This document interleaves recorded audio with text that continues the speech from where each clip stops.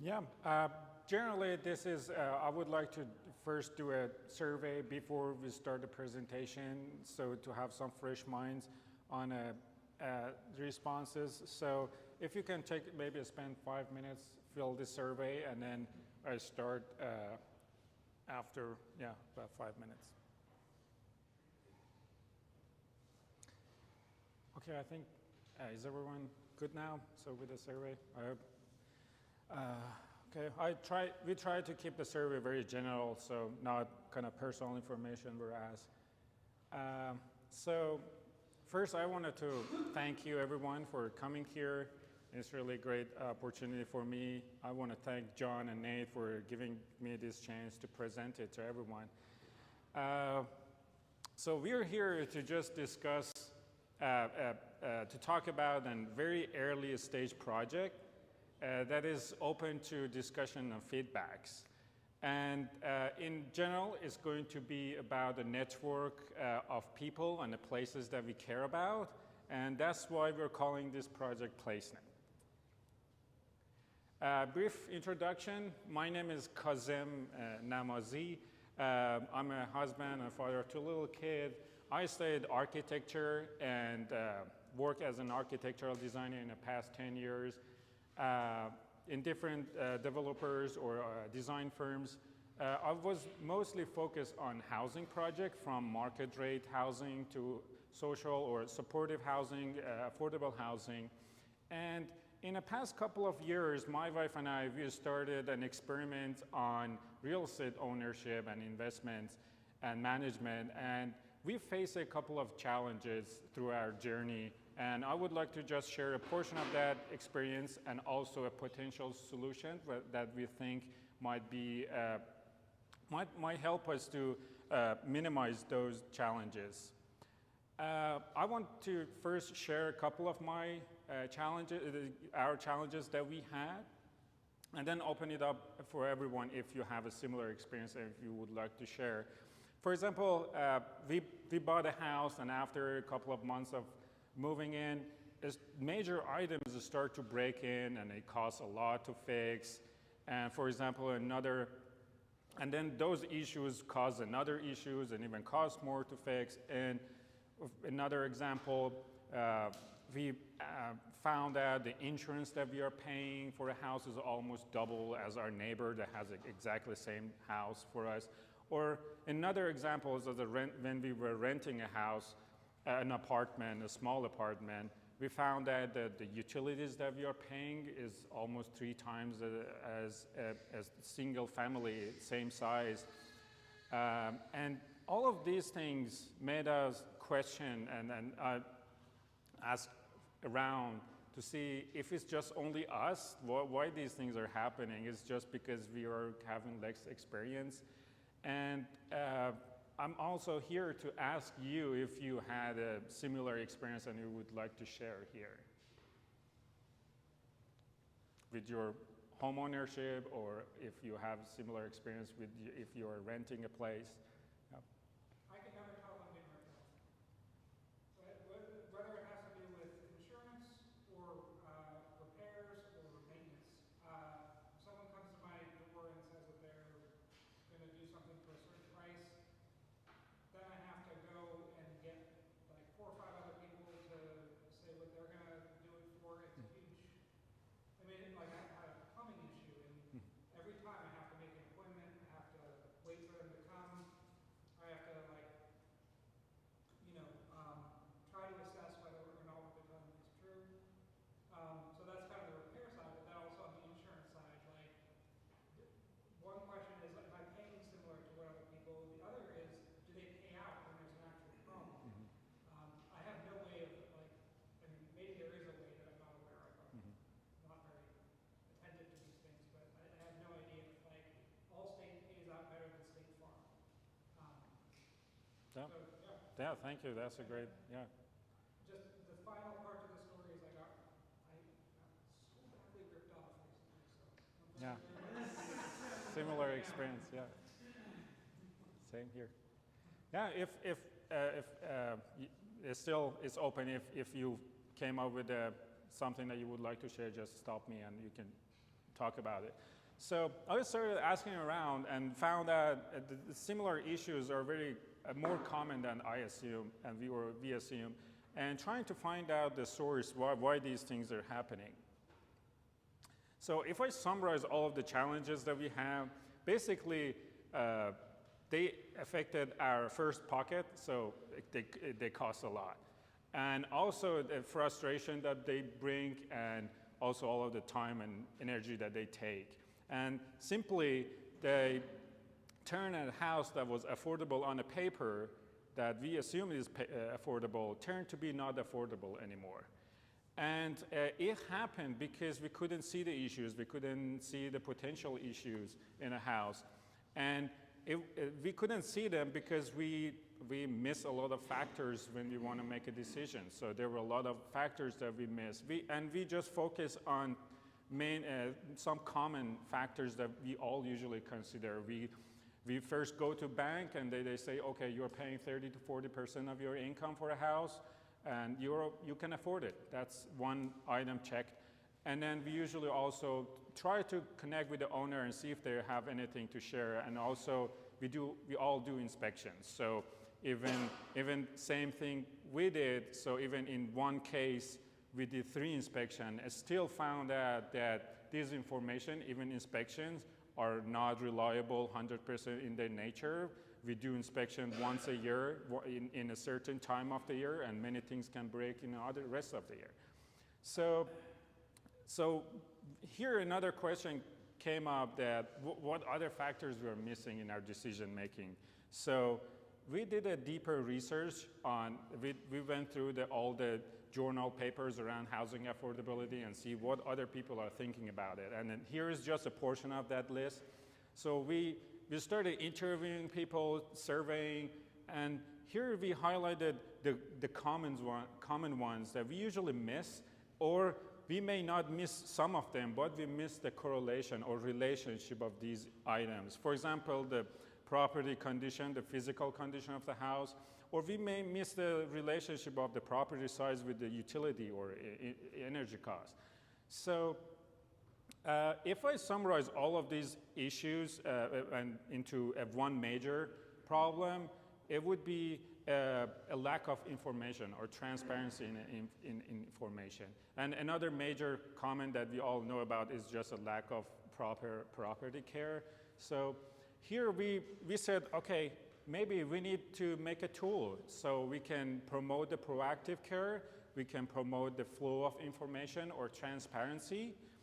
And so with having access to more information, we all can make better decisions and eventually save time, money, and be satisfied with the decisions that we make. And hopefully we can help to minimize the gaps in housing affordability. So how this tool can look like in real life. So at this stage, very kind of simple tool, like a collaborative log for homes and owners and tenants can help. And it would be a new approach, a collaborative approach to property care and community engagement. So we're thinking about an easy-to-use online logbook that we can all maybe add, find, and share information that we have about our houses. And we can share it not in a large community. We can just keep it in our neighborhood scale and trying to help be more connected and also make a stronger and more affordable communities. So what are those data that we can use to help each other? So there are many types. But at this stage, to keep it very simple and easy, so we are looking at some basic data, like public data, like location, family size, and property size, and also some private data, like projects we do in a house, like a repair or update in a house, and utility and insurance information. As I mentioned, there are many other data. The contractors hold a lot of valuable data that we can look in later when we progress on a project.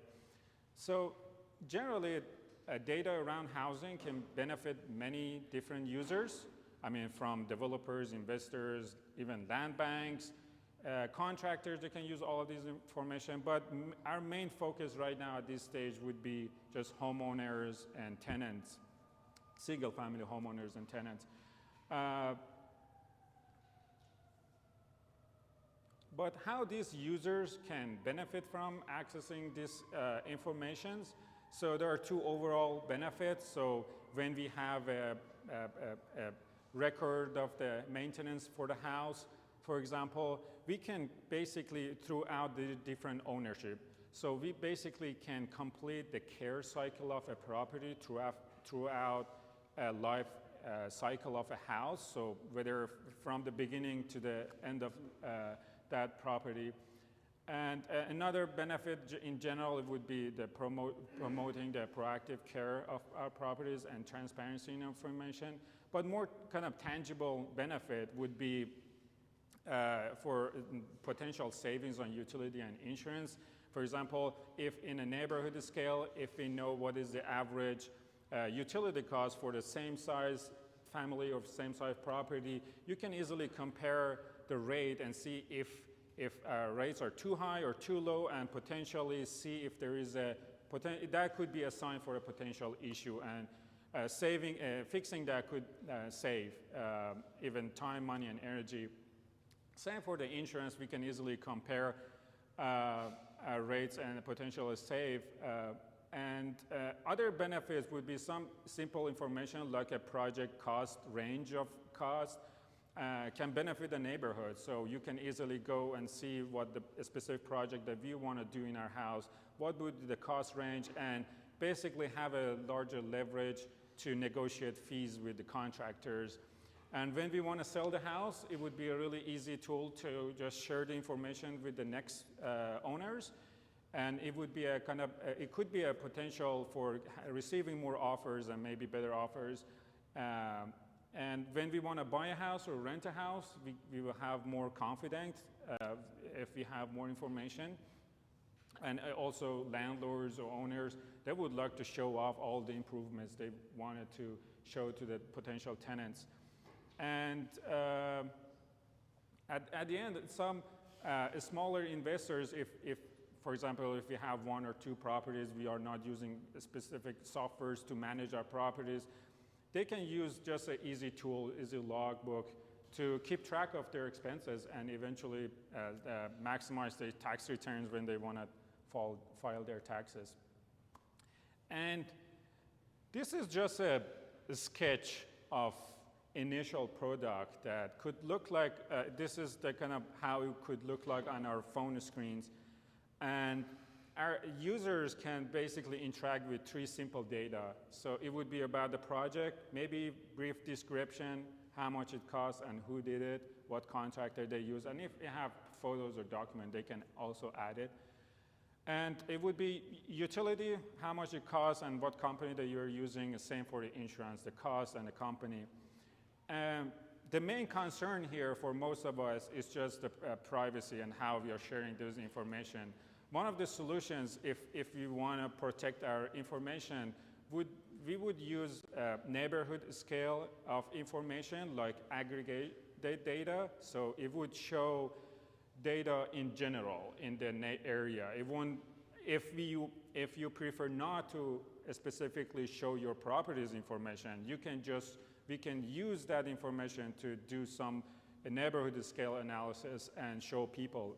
And people can easily go and find select what size of house and family they have and see what is the average electricity rate for the same size and family size in that neighborhood.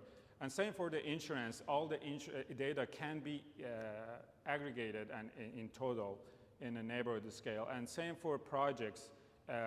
Some people might be willing to share details of their property with the address, everything, but some people may just share it with the neighborhood. And so if you want to buy a house in a neighborhood, you can go see what projects has been done in this area, what type of projects were there and what cost.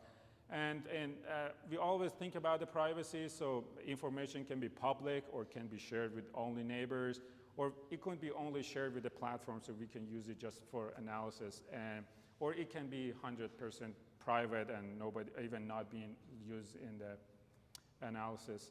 So that was the initial idea that I think we were working on, but what is the potential future for use of all the information around housing? Of course, the interface of that logbook can be more sophisticated and be more tools, and even it has potential to become an app.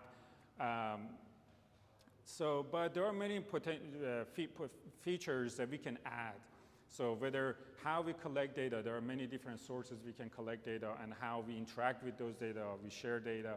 One example that I want to focus on here would be in the future, we can use something like a automated documentation. As an example, it would be how Carfax is working. So you would go to an auto shop, and whatever they do in your car, it would be transferred, if they're a part of the system, so it would be transferred to your car profile online. And you always have access to them. It will be passed to the future owners. Same thing can happen with contractors. Contractors here can share their data. And for contractors, it can happen in two stages, in a neighborhood scale and also in a property scale size. So that's something that we are thinking, and even we are thinking also about the collaboration in neighborhoods. So if you're having some sort of building a skill, you want to help your neighbors, you can just post your project and a skill and then tell your neighbors you're willing to do the same for them, and then if you're willing to share maybe the cost of it. So this was the overall project, but on this project I'm not alone. I try to be around with surround myself and our team with the experts. So here is kind of our team of advisors. We have great advisors. The one on the right is my wife, Dorna. She's an expert in community engagement and development. And we also have technical advisors. Their skills are from cloud engineering to software developments. And they're great people and always accessible for us to reach out to. And recently also this project, we had the opportunity to collaborate with the Capstone Connector. Is a program inside the Ball State computer science program. So they gave us access to basically 5 senior students so they're able to work on different features of the project.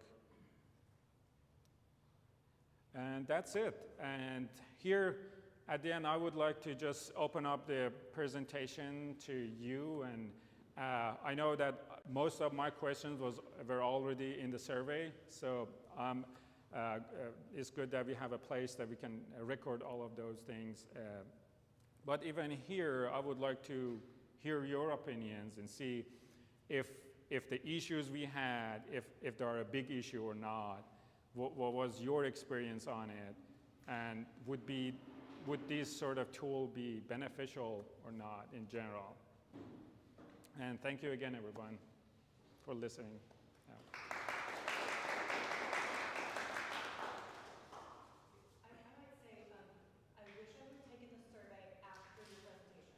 Okay. Because legitimately, some of my answers would have changed. Okay. Like, I was hesitant in the survey in the idea of sharing my utility information.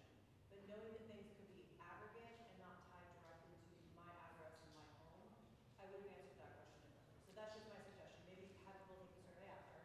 Yep. So you speak. And then I don't know if you've gotten like way into the nuts and bolts of like looking at utility bills, because I would be very interested to see myself how my house compares. But I would like to know very specifically if there was a way to put in my house has a basement, my house has gas furnace, electric water heater, like to like drill down really deeply into why your bills might be certain ways. That I have 5 people living in my house using water, using electricity, like to include all of those factors so that I really get a good comparison to other homes. Exactly. Exactly. Yeah, I think for utilities, there should be. I mean, for now we consider just 2 factors: property size and the family size. But of course, the components of a house also affect how much you're. Yeah, if they're energy efficient, it's different than. Slab, Yep. basement, like how many windows you have, like you could go like Yes, I mean, you can go to details, but one of the challenges here again is just collecting all of those data, but for utilities, we try to rely on, it won't be an exact number, it would be a range for people to compare, but as I think the project progress and people are willing to share more details, I think the analysis and data will be more accurate and people can rely on them more. But at the beginning, I think we would just focus on size and family size, property size, and of course that's not very accurate. But as we move forward, it would get more data. Our analysis will be more accurate. Yeah, thanks for sharing that. Yeah, and even for the survey, you still can take the survey again and change your answer. I think it saves your information. You can resubmit, I think. But how I was told it was to just have without any background. We wanted to evaluate what is the overall sense about these ideas. And of course, that's a good point. Yeah, because we were not sure whether we should share detail or not before the survey or after, but you may. Pre and post. Yeah. You could pop it up and what would you change? Yeah, exactly. That's a great comment. So I'm just kind of curious in terms of like if you knew the maintenance record or repair record on a house, and I see the advantage for the buyer. Mm-hmm. In terms of the seller, I'm just kind of curious about where you see that information fitting with like sales disclosures and things like that that are already being done, and could that be a conflict? Is there as much a, I mean, if you're taking care of your house, you would assume that, it works in your favor as a seller too. Yeah. But maybe you just have a really good house and you've done maintenance, but you haven't had any repairs, and somebody buys it and, still, then boom, that repair issue pops up for them. So, you're going to have things happen. So I'm just kind of curious about, what your thinking is around for like a seller and the disclosure. And even like, we do home warranties with the houses that we sell. Like where all of that kind of fits in terms of, as an industry. Mm-hmm. Yeah, I think for home warranty is something that I think we haven't looked at it and how we can maybe help that or integrate that. But for Existing condition. yeah. Home warranty, okay, man. Mm-hmm. Yeah. Yeah, for sellers, I think based on my personal experience, found that the seller's disclosures usually, even by law, I think, you're not obligated to disclose anything. And I think that was something that I think was hurting personally myself, that, okay, if we are not by law, we can say, okay, we are not aware of any defect or any issue. So what is the point of that disclosure? So, and in here, we also try to focus on improvements. And if somebody doesn't want to share, but we want to just make people to focus on improvement and share the improvements. And try to stay on the positive side and not look at the negative side. We know that all the houses have some sort of issue. There's no house with no issue. But here we're just thinking that owners are the best, even they're the best inspector of the house. I mean, they know what's wrong in the house or not. And try to promote that mindset of flow of information sharing. I think for sellers, it would be a benefit. I mean, they can make their property more marketable if there are people who take care of their house well. And potentially, they can get more and maybe better offers. Would there be a version of this for like a new construction where, the builder owner would, have the opportunity to say, in the building processes, we did this, this, and this? Exactly. I mean, in the future is something, there are a lot of potential. I mean, even for new constructions, so there are even better ways to collect it, because when you have a new construction, you do a kind of serious inspection on a house. The city does a public record of inspection on a house. So this is a good resource to collect information and share it. And also for other potentials for this sort of information would be for commercial properties, large apartment buildings.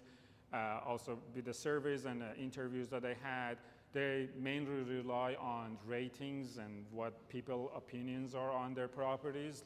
Mainly they are focused on Google reviews. So they really care about the reviews on their on the Google. So, but a scoring system, so for example, if we go to an apartment unit and list all of the improvements they have done in that unit and compare that to another complex, so give them a rate or a score or something like that, it would bring in more potential tenants for them and hope they can maybe get benefits of that.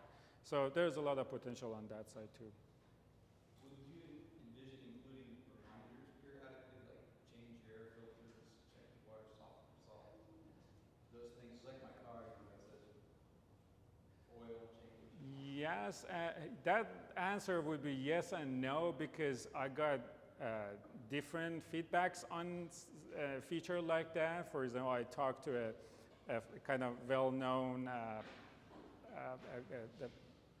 contractor list on the internet that they were working on. They actually bought a software that people could add their projects into it and get reminder, and then it would, again, the app would send a ton of reminders every week, and it would really bothering them, and then they ended up uninstalling the app, and then they ended up, even the company ended up shutting down that software. So that was their experience that kind of scared me.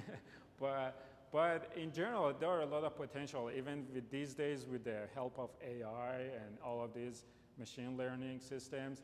I think we can have a smarter system that would give you a better alert.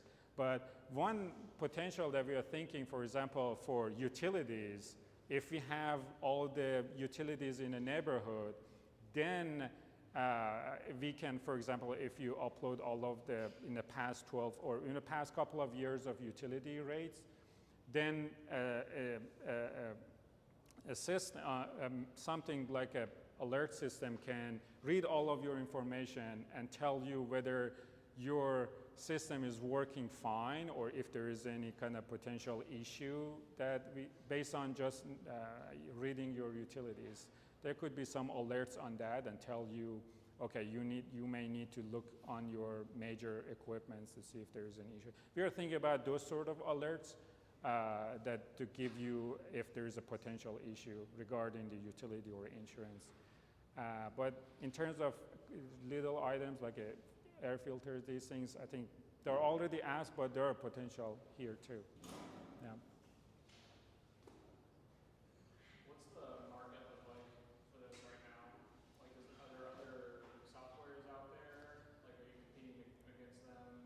Is this like novel? Would this be, like, is there anything like operating in Indiana right now? So far as my research or our research went, there are a lot of property management softwares, even for homeowners. Like if you Google or search it, something like homezada.com, there are mainly, it's a very heavily focused on project management or home inventory.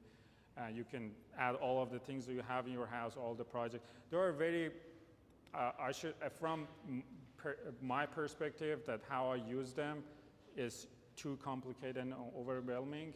So, and also there are for individuals. So here we are focusing on collaboration and neighborhood and community, and also sharing the information, and also keeping it easy and safe to use. So that's would be our kind of differentiate from others. But there are a lot of other property management softwares, but that's how I said that would be different. Is there a planned like launch timeline? Yes, in terms of getting into more serious project, we are working on it. So we are trying to maybe launch a minimum viable product or MVP very soon, maybe in the spring, and then give it to the users and to neighborhoods, try to use it and get some feedbacks. And on the on the side, I'm right now working with the co-founder of the project and also the engineering team, trying to apply for some startup schools to go and make it more serious and try to get something very tangible and usable out of it. And then I think this would be a longer term, but since it's like, I mean, I think this really brings up like the market for a lot of things, which I think could mean like you're looking at like higher priced homes or like rentals. So I feel like it would be helpful to like have a lot of education in there. Like eventually, so that like you could get cheaper rent somewhere, but utilities are going to be 3 times as much or whatever, or they don't fix anything. Or Exactly. you're going to end up having to move out and you have to get your security deposit back. Exactly. Yeah, I think the education is a big part of it too. So, yeah, we hope that with the plan that we are going just neighborhood by neighborhood, it would be like, I mean, another competition that you mentioned, it would be an app like nextdoor.com, but they're focused on community alerts and advertisement. So I think going neighborhood by neighborhood, we would increase the awareness and education too. And thank you. Just a thought I have, I know my husband and I, we bought 5 homes, we're in our 5th, and we've had a lot of experience with this. But our first home, we were together earning less than $19,000 a year, and we qualified for a $150,000 mortgage. And we looked at each other and said, no way. We knew better at that point.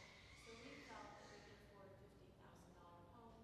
Our first home we purchased for $54,000, and we were like, how on earth are we going to afford this extra $4,000 at that point? It was very overwhelming. But the reason I'm bringing this up is with your program that you've got, potentially you could use this to educate people on, look, if you're only earning $20,000 a year, you may qualify for this, but you may want to look at a third of that for a home buying loan, because there are people that will sell them the $150,000 mortgage because they profit, but you're setting these folks up to fail when they don't know that, okay, I qualify, so of course I can afford it. So you're talking about, of course, knowledge is power, so potentially using your platform to make sure that people are making educated decisions on what they can afford. And then another thing my husband and I have learned is that we ended up with 2-income family, but we always base our future purchases on the lowest of the 2 incomes. That way, if something happened, we wouldn't be stuck. And unfortunately, something did happen. When we moved here, we couldn't sell our house in South Carolina, and for many years, we had to both be working to not go under financially. So I guess making your platform into something practical that can also educate the consumer would be extremely beneficial. Exactly. Great. Thank you. Yeah, of course, there's a lot of education. Personally, myself, I would like to do with how we should, go through the financial aspect of ownership and not going through a lot of debt and all of those kind of things that would help a lot. Yeah. Thank you. A couple just kind of thoughts here from my own experience, and then kind of maybe a question to everybody.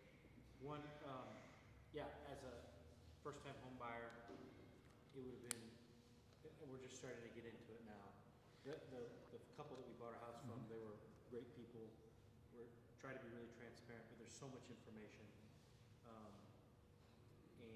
But it's an older house. It would have been a thing that would give us a lot more confidence, knowing that, okay, you are likely going to need to repair the roof in 2 years, the HVAC system in 3 years, and think about budgeting. The air conditioner, I'm assuming it's just going to come, and I'm just hoping that the land bank will give me a raise. $10,000.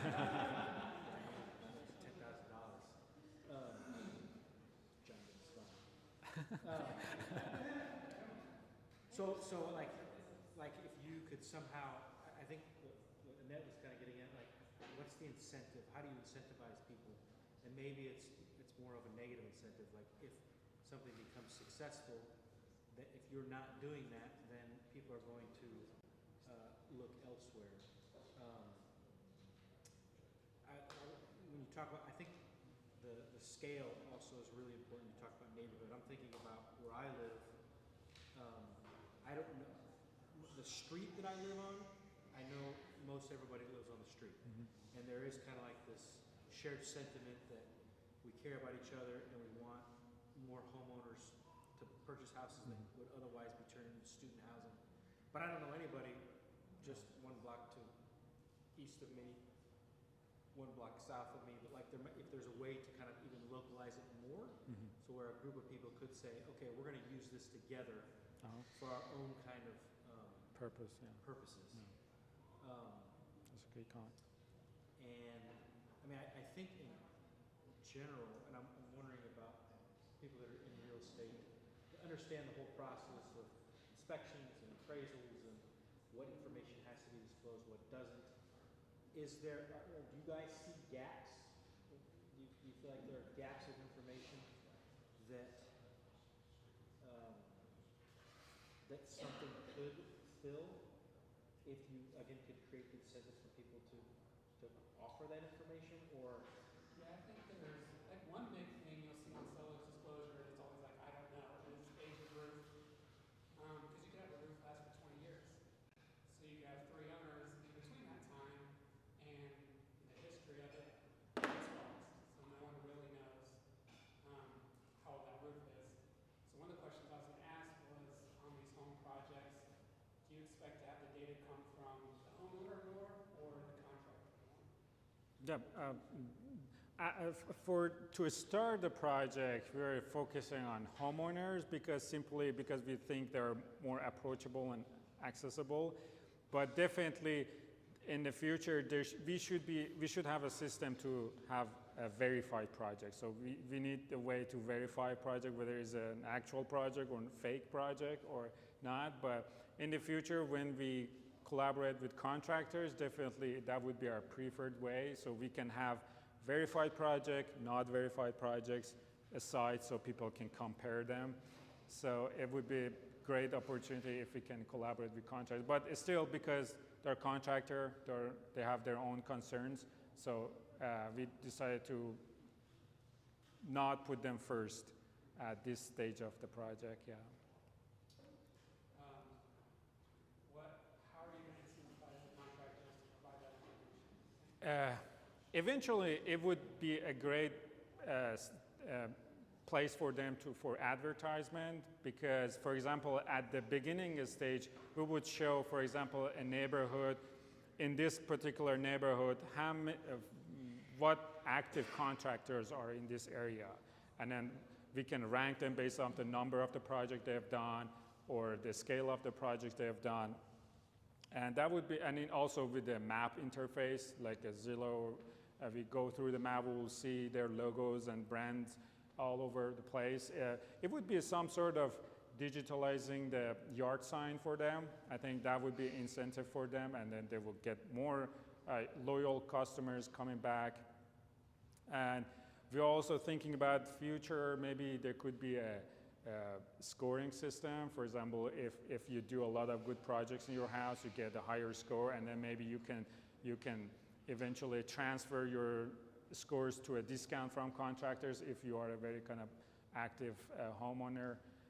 This sort of collaboration with contractors we are thinking about, but these are very kind of complicated process that for now we're just trying to stay on a very simple product that we can actually build it and then test it out and then go from there step by step, yeah.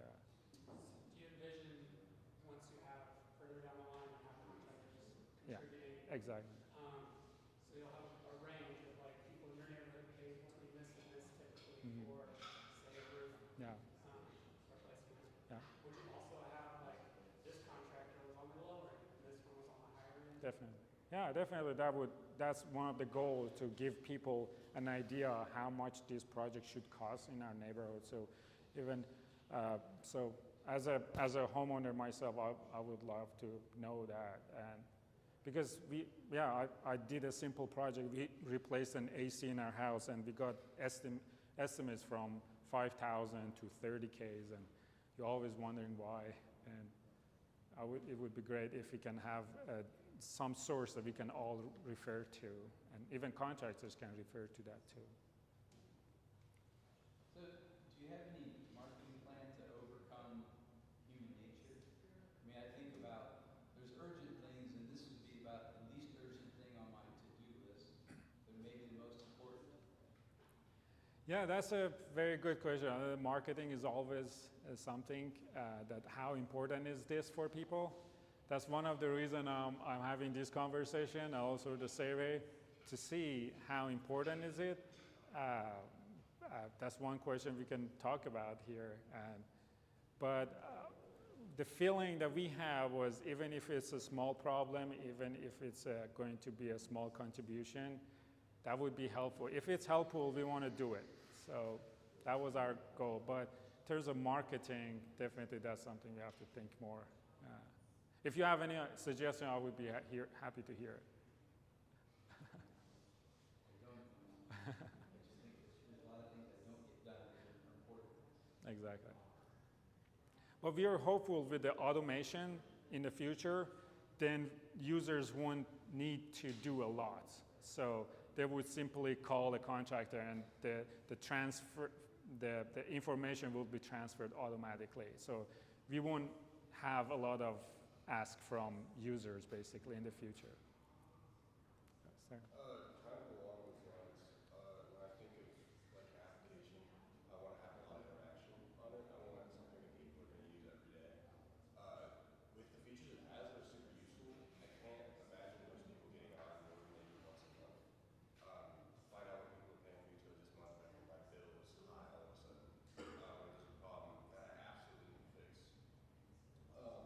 But if people are only inputting fixes that they've made, that's not going to outpace if people work, like you said, problem tracking. So I think if you used, if you let people input the problems they were having, and then use some sort of large language model to like organize them based on what it identified as the most important, as to like the health infrastructure, or organize based on the price to get that done, whether it's a repair, it's a DIY project. And then after all those problems are listed, the homeowners can decide what kind of project they want, and even maybe advice given based on how to finance something if it's like a really important repair would be helpful to homeowners. Yeah, that's a great suggestion. Yeah, I think going through the list of the issues is something. For now, we're just trying to focus on a positive and improvement side, but I think I get that point that we need also a place that we can list all of the issues that we have and tackle them one by one, like a inspection sheet. So you go through them one by one and try to tackle as much as you can. I mean, inspections are something also in the future we try to incorporate, so because they're a great resource of gathering information, but those are all for future. Thank you. I know inspection reports are private to the person who purchases them, is that correct? Yeah. So, can that data be shared with this? That's something that I haven't explored yet in terms of legally. So, but I feel if someone owns a house and get a report of it, correct me, so that information is kind of my own property now. So I can share it with anyone? I That's- think some people would share it. Yeah, I don't know. Yeah, my personal experience was that I would like to know if they had been other inspection in the house done previously. So if there is a kind of skip, if somebody skipped an issue or my inspector didn't inspect inspection before, so I would like to see all of those and see if I can fix them. Yeah. Yeah, I could also see a potential issue maybe if they know about this app. Say you're going to pay for an inspection for a home. You got a person look at this app and see if there's an inspection done recently, maybe just a month ago from a different buyer that fell through. And then you can look through that instead of hiring a home inspector, which might make home inspectors hesitant Yeah, I don't know how that goes from lender's perspective because they have to do their own. I haven't explored that area yet, but that's great to know and to explore, definitely. Thank you. Yeah. Great. Yeah, thank you again, everyone, for sharing your insights. Thank you.